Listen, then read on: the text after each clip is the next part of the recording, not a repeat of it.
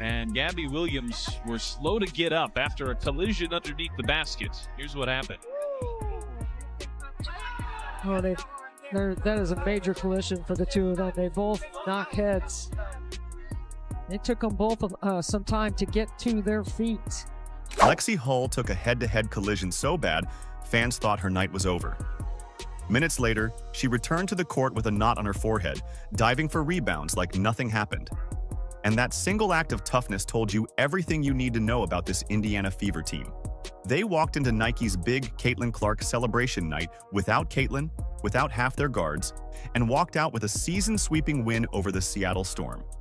So how did Hull, Aaliyah Boston, Odyssey Sims, and Kelsey Mitchell flip the entire Fever narrative in one night? And what did Aaliyah Boston say about the game that has the entire locker room fired up?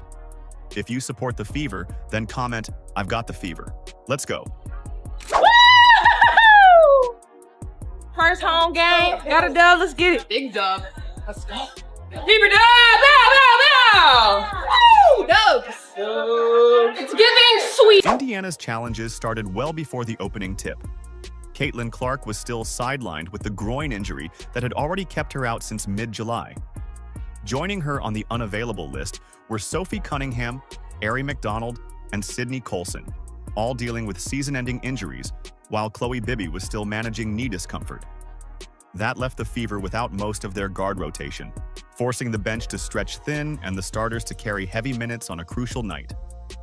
AB's been the one that's been most affected by all of our injuries. You know, all of the point guards that know how to get her the ball and how they get it to her. And it's not just getting her the ball, it's where you get it to her. You know, getting it to her on time, on target, you know, thinking one pass ahead, you know, all that matters. And I thought today, her aggressiveness with the ball in her hands to the rim, getting into defenders, playing low to high instead of high to low. When she plays like that, you know, there's nobody that can stop her. And, you know, she set the tone for us, really on both ends. You know, she had the NECA assignment as well and set the tone for us on both ends. And, you know, she was terrific. The timing couldn't have been tougher. Indiana had just dropped 4 of their last 5 games, slipping back toward the edge of the playoff picture. They entered the matchup with a 19-win, 18-loss record, holding the 8th and final postseason spot, while Seattle sat directly ahead of them in 6th. Every possession carried weight, not just to avoid another loss streak, but to claw upward in a standings race separated by a single win. For players and fans alike, the urgency was impossible to ignore. Aaliyah, this is a string of games, beginning of a string of games against the teams you're competing for a playoff spot against. Did this game feel more important in that regard? And I guess how big was it to get a win in this one? Yeah, I mean, going into this game, we talked about that this was going to be a big game for us, considering the standings where Seattle was. But, you know, going into the West Coast trip, I mean, right now we're just going to be focused on LA. That's kind of been our motto this entire season, is just focus on the game ahead of you, be where your feet are. And so starting tomorrow, we're going to be looking at LA. But, I mean, this next string of games is definitely important for us, but we got to take it one game at a time. And yet, the atmosphere inside Gainbridge Fieldhouse told a different story before the ball was tossed. Caitlin Clark's new Nike logo reveal had turned the arena into an off-court celebration, with banners strung across railings, promotional shirts flooding the stands, and fans lining up to snap selfies against branded backdrops. It was a night carefully built around Clark's superstardom, her influence as both a player and a cultural icon. But the irony cut sharp. Clark herself was only on the sidelines, watching from courtside while teammates fought to keep the team's playoff push alive. Feels good. Got the pants, got the charms, necklace, zipper, everything. On the floor, the adjustment loomed large. Without Clark's outside shooting to stretch defenses, and without several veteran ball handlers to steady the offense, Indiana had to lean into inside scoring and rebounding just to give themselves a chance. Seattle, featuring a veteran core still aiming to secure their own playoff positioning, looked like the kind of opponent that could fully exploit Indiana's short rotation. Few in the building expected something other than a close fight at best. It's special. I mean, you know, there's very few people who get the opportunity to say that they have a logo and to make the impact that she makes, not just, I think, in the sport, but globally, just by being who she is. She's a connector. She brings people together. And, I think for us to be a part of that, and whether it's, as simple as being able to celebrate all of these things with her, or, as much as walking out into the arena and seeing the whiteout on the chairs out there, it's really cool. And it's really special and shoot, I'm talking about it right now, and just feeling the intense gratitude for me personally, being in women's basketball, to be able to be a part of this moment and to celebrate with her. Still, the Fever players carried themselves with a different energy. Rather than letting the injuries and the celebratory distractions define the night, they embraced the moment like a test of toughness. Every defensive rotation seemed sharper. Every box out drew just a little more contact. And the crowd, fueled by Clark's off-court presence but desperate for someone else to rise, began to rally behind the effort on the floor. It was in that fragile, high-pressure environment that the defining scene of the night happened. One collision that put all of Indiana's resilience into focus. And Gabby Williams were slow to get up after a collision underneath the basket. Here's what happened. Well, that is a major collision for the two of them. They both knock heads. It took them both some time to get to their feet. It happened in the first quarter. Lexie Hull and Gabby Williams were both chasing a loose ball under the basket when their heads collided hard. The sound of heads crashing echoed in the arena, and both players hit the floor. Williams stayed on the bench, but Hull walked straight to the locker room, clutching her forehead. The cameras caught the swelling starting almost immediately, a visible bump that left people wincing at home and inside Gainbridge Fieldhouse. The crowd went quiet. Losing Hull on top of 5 other injured teammates seemed like the breaking point. Happened on that play? Well, I didn't know exactly what happened when it happened. It was kind of just like a clash. But looking at the video, it just, Gabby and I ran into each other. Unlucky. I think we both have knots on our heads, so we both kept playing, so it's all right. Were you pretty dazed when you... Yeah, I think it's more of like what just happened, big collision. I just need some time. Felt my face, felt a growing knot, so that doesn't feel good. Fans assumed that was it for her night. There's no way someone takes a shot like that and comes back in the same game, especially when you see the knot growing on their head. And here's the thing, Hull isn't a flashy scorer, but on a depleted Indiana roster, her effort is non-negotiable. She defends the best guards, hustles for 50-50 balls, and brings the kind of energy that connects the rest of the team. Without her, Indiana would have been even more exposed on the perimeter. Everyone in the building knew it. The collective thought was simple. If she's out, how do they possibly survive? Storm basketball. Delivery starters, Kelsey Pitcher, Lexie Hull, second to the floor. Minutes ticked away. Then, nearly out of nowhere, Hull reappeared and checked back in. The swelling was obvious, but she stepped on the floor with the same intensity as before. The first possession she played told you everything. She dove on the floor, going after a loose ball like nothing happened. The crowd erupted, standing to cheer for her return. What looked like an ending turned into the spark of the night. Hull herself later admitted she felt disoriented right after the hit, but she still came back and played heavy minutes. She even joked that everyone was telling her she looked beautiful despite the giant lump. Getting back on the bench, was everybody just kind of staring at your forehead directly? I knew, yeah. Everyone's like, you look beautiful. I'm like, I know I look insane. But it honestly looks better now than it did when it first happened, so hopefully this goes down quick. Did you glance up at the video board to see it? Did you get a look at it? No, I could see it looking out. I could see it just from my own eyes. So I didn't need to look anywhere. I knew it was going to be big. No way. So it's in your peripheral vision? Yes. It was literally sticking out. I mean, it's still big right here, but it was bigger and I could see it. So they brought it down a little. Your teammates, your coach, the GM, everybody's just kind of talking about your toughness, I guess. So there's not really a good way to ask that question, but if you could just talk to me about that toughness and where that comes from.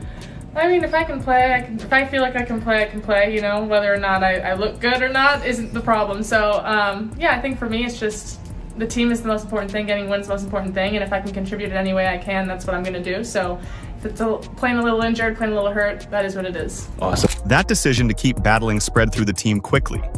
The bench noticed. The starters noticed. And Aaliyah Boston made it clear later. She called Hull the definition of tough, It wasn't just praise. It put a name on the identity the Fever showed that night.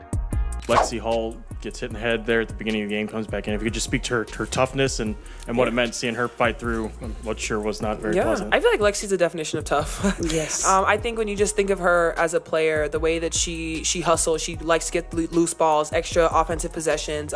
That's what she does. I mean, she got hit, she came back and just continued to contribute again, was a pest on defense, just making her presence felt, offensive rebounds, and that's just who Lexie is. So. Their coach saw it the same way. Stephanie White called the collision disgusting, but described Hull as unshakable. White said she never shows if she's hurt, she just gets back up and competes every possession. And that's what she did. Yeah, I mean, that was disgusting. I don't know if y'all saw it, but I mean, it's who she is. You know, she's just a tough young woman who battles every possession, and you know, you can never tell if she's hurt, if she's injured, if she goes down, if she gets back up. She just always has the same expression, and she just plays her butt off. And you know, I'm thankful that it wasn't worse, and thankful that she was able to come back. But she really kind of epitomizes the toughness and the grit of this team. The numbers backed it up. Hull finished with 9 rebounds and a team best plus-minus of +31. It was her grit and defense that shut down the Storm's flow while sliding into lineups that looked patched together. Her return flipped the energy in the building and told everyone this wasn't going to be a game about surviving. It was going to be a game about making a statement. And that toughness set the stage for Boston, Sims, and Mitchell to take over. Bouncing. Boston can't finish inside, but able to tap it back out. Hull tracks it down and steps into a 3 and connects. I know.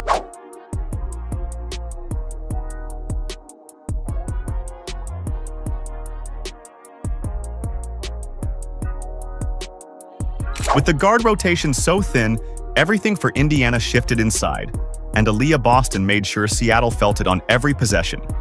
She scored 27 points, grabbed 9 rebounds, and made life miserable for anyone who tried to stand in her way. You could see her setting up deep position, creating space with her body, and finishing with the kind of power that forced the Storm to double and still come up short. When a star embraces the role of carrying an offense, there's a different energy, and Boston owned the paint like it belonged to her.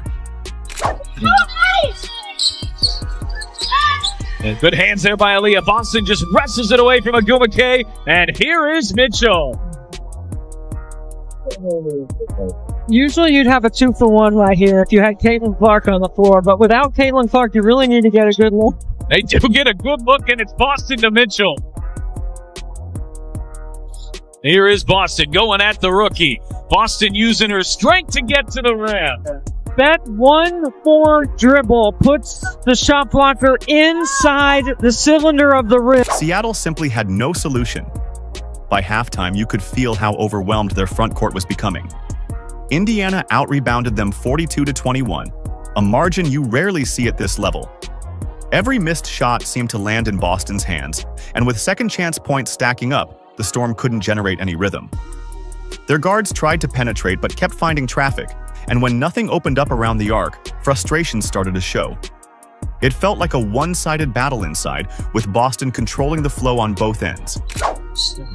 It's just a really good job. That's what I'm talking about. An extra dribble to get Malanga inside the cylinder of the rim.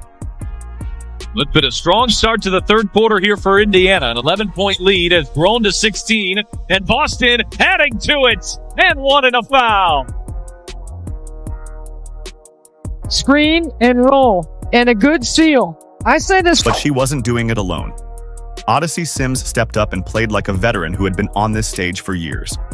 She finished with 22 points, attacking off the dribble, pushing the ball in transition, and hitting the shot that turned the arena into chaos. A deep 3 from the logo that dropped perfectly through. That single moment was more than 3 points. It was Sims saying out loud that this depleted Fever team wasn't going to back down. For someone signed late in the year, she looked not only comfortable but fearless, and her pace fueled everyone else on the floor. Aaliyah Boston and Izzy Magbagor in the center jump circle. We are underway from Indianapolis. Odyssey Sims tracks down the jump ball and lays it in. Here is Sims, one of those newcomers, slicing through the defense and gets to the rim. I love the vertical game of the Fever right now. In this building, 2007, finished third all-time points scored. IHSA basketball history on the girls' side as Odyssey Sims knocks down a three. Kelsey Mitchell brought her usual steady scoring, adding 21 points that stretched Seattle's defense and made sure they couldn't only key in on Boston. Even without Clark spacing the floor, Mitchell's outside game kept the balance alive. Whenever the Storm closed the gap or showed signs of making a run, Mitchell answered. It was the type of consistency that told you Indiana still had firepower on the perimeter. Together, the trio of Boston, Sims, and Mitchell gave the Fever an identity that looked nothing like desperation. It looked dominant.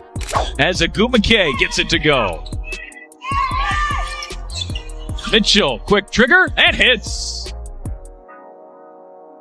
Unguardable. No one can guard. Sykes doing a good job of stuffing that backdoor cut, but it just sets up the screen and roll. It's all Kelsey Mitchell. The subtle things, the amount of attention. What stood out most was how this reshaped approach worked in every aspect. The Fever turned stops into breakouts, forcing Seattle into just 3 fast break points the whole night. They dictated pace, controlled the interior scoring, and played so aggressively that the Storm spent more time reacting than creating. That's not just hanging on until Clark returns. That's building an alternative formula that works. By the end, a 95-75 win didn't feel like an upset. It felt like control. Indiana swept Seattle 3-0, climbing back into 6th in the playoff picture, and did it while making a clear statement. On a night meant to showcase Clark's logo, the game proved something even bigger. The Fever are so much more than one star. Okay, really great stuff. That's the most complete game we put together in a long time. We made more free throws than they attempted. Yo, hey, that is a difference maker for us, and that will be a difference maker for us. 22 assists on 36 made field goals. Total team effort. AB, 1,000th career rebound. Fastest player in Fever history to do so. And Kel set a new franchise record for most points in a single season.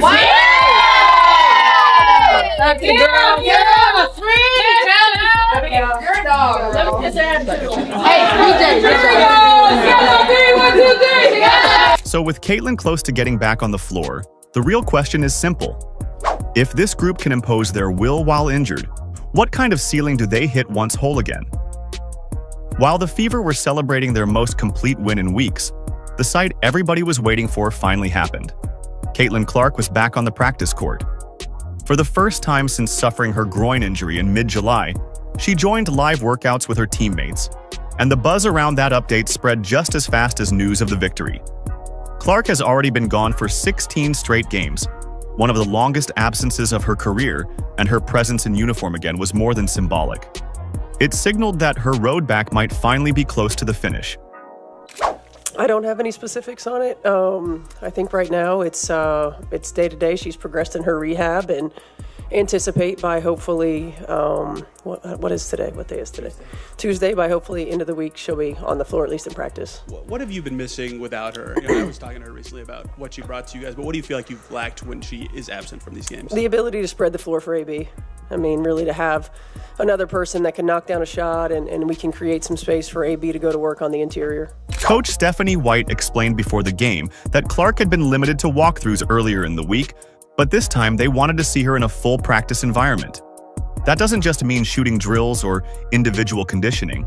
It's about testing whether her body holds up to contact, how she reacts to defensive pressure, and whether she can sustain her rhythm across long stretches.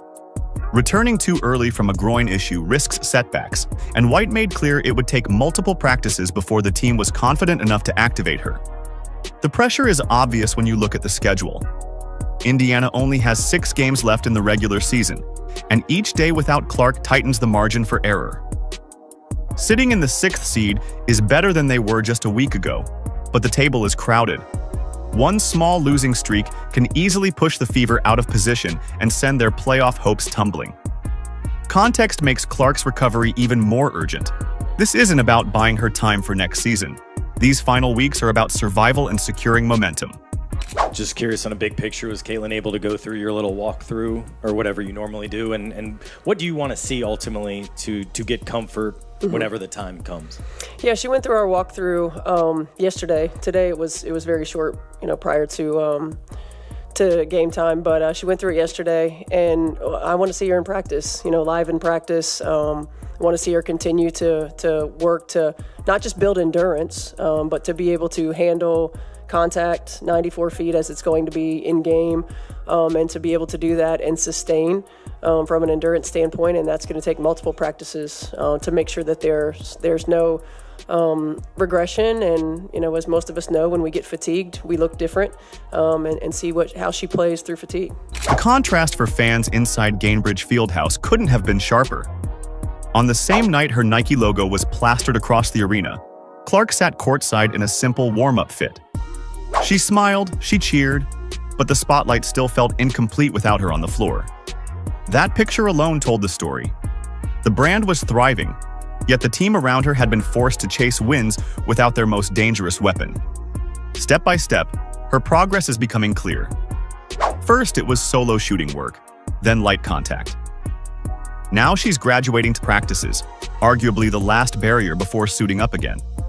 Many are looking at Friday's trip to Los Angeles as the target for her return. It's against the Sparks, a Western Conference opponent, but more importantly, it buys the Fever time to reintegrate Clark before back-to-back showdowns with teams like Phoenix and Minnesota. Her comeback isn't only about her numbers or her highlights. It's about unlocking the group that just stunned Seattle and imagining how much stronger they get with Clark stretching defenses and fueling fast breaks. If they can win like this shorthanded, the version at full strength has the potential to turn this playoff race upside down. What Indiana proved against Seattle went far beyond one win. They showed toughness, they showed identity, and most of all, they showed they can carry a fight even when their biggest star is missing. That matters because Caitlin Clark is almost back. Stephanie White made it clear her next hurdle is live practice and contact work, the final step before game action. Imagine how this group looks when she returns, stretching defenses and adding her playmaking to what already works. Was this the night the Fever shifted from injured pieces into a playoff-ready threat? If you support the Fever, then comment, "I've got the Fever."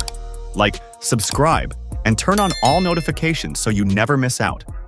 Click the video on the screen, and we will see you in the next one.